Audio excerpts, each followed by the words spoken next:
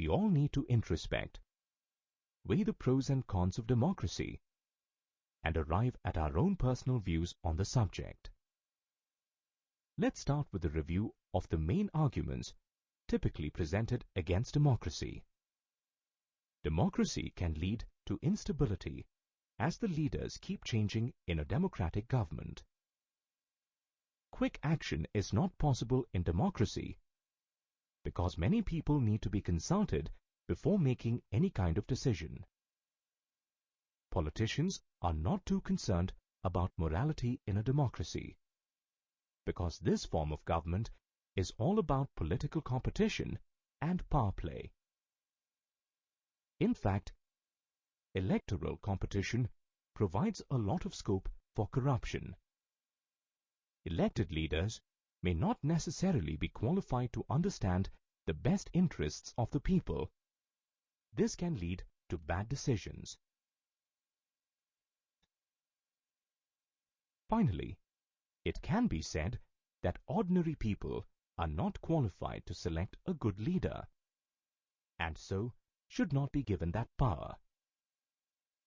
Many of these arguments are indeed valid. However, some of the points mentioned could apply to any form of government where power is misused. The above arguments against democracy may showcase it is not the ideal form of government. But the debate here is whether democracy is better than other forms of governments that we are aware of. To resolve this dilemma, let's look at the other side of the coin. The arguments for democracy. China recorded the worst famine from 1958 to 1961 in the history of the world, with a toll of more than 3 crore. Whereas India, in spite of worse economic conditions, did not have such an acute famine. Economists think it was because the government's policies in India were different.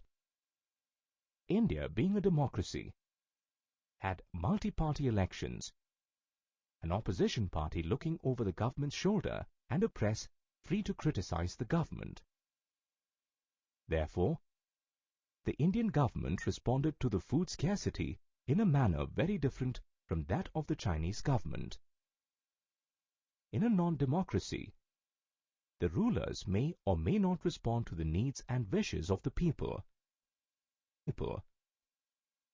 Thus, we arrive at our first argument in favor of democracy. A democratic government is more accountable to its people. As mentioned earlier, democratic decisions involve a series of consultations, meetings, and discussions among many persons. Granted that such a decision-making process is time-consuming, this helps a democracy guard against rash or irresponsible decisions.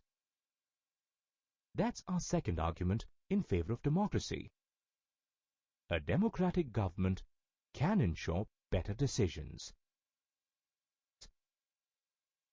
During our earlier discussions on democracy, you learned that all individuals may have different ideas, ideals, and values.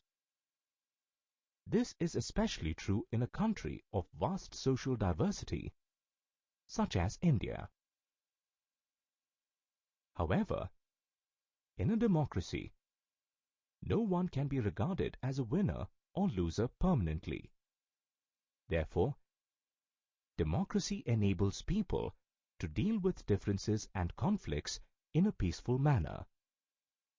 This was the sum of the arguments about the effects of democracy on the quality of government and social life. However, the more important aspect of democracy is the effect of democracy on citizens in enforcing political equality. Democracy enhances the dignity of citizens. It accords the same status to all people regardless of wealth or education. Rather than being subservient to a ruler, the citizens rule themselves through elected representatives. When they make mistakes, they assume responsibility for their own mistakes as well.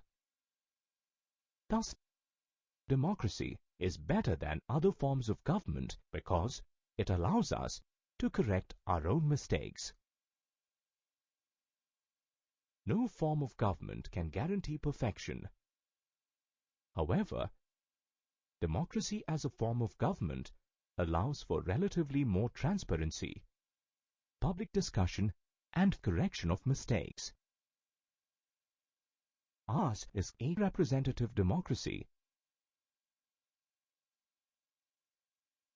People rule through their elected representatives.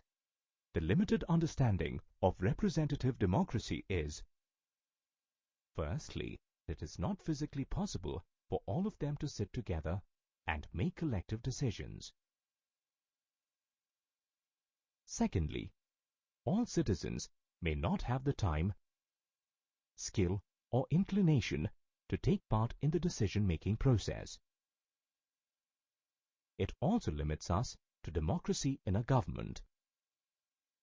For an understanding of the operations of a democracy beyond government functions, we need to look at the broader meaning of democracy.